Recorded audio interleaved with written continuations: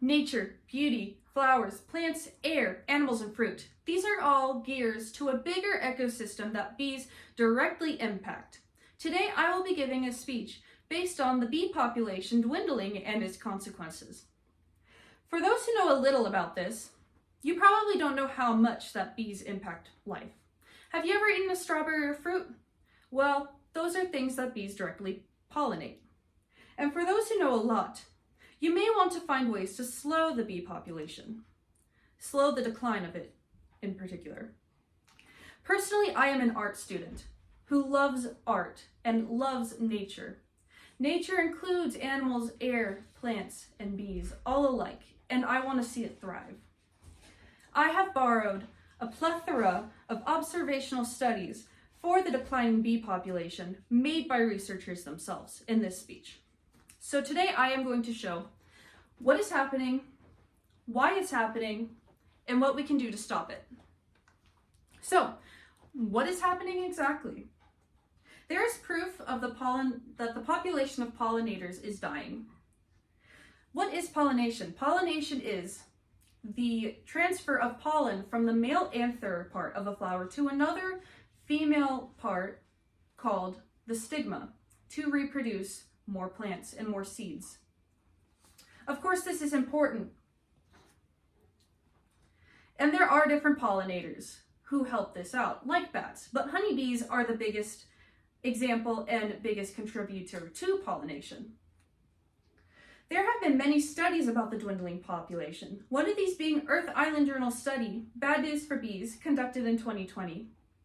Researchers found that the likelihood of a site being occupied by insects declined by a striking 46% in North America and 17% in Europe in less than a single generation.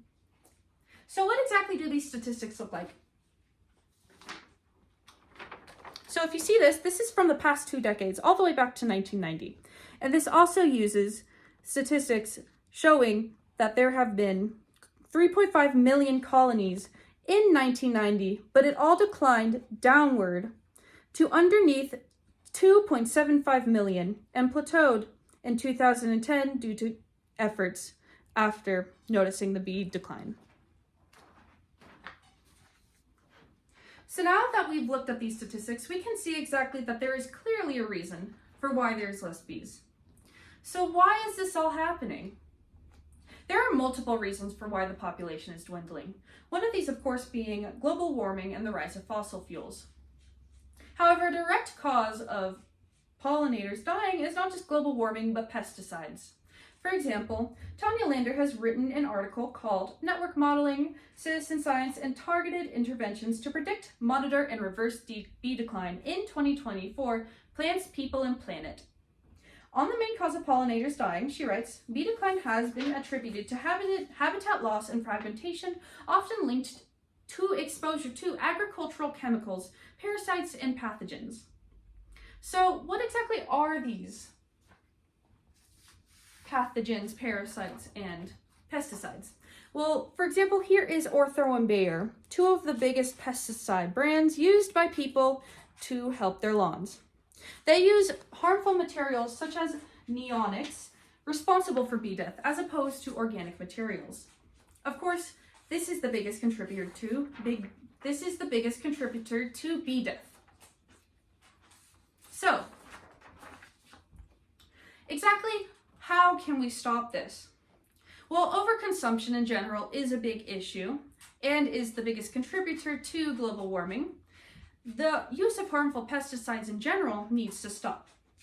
Pesticides in particular are the main way the average person can help stop the decline of bee population.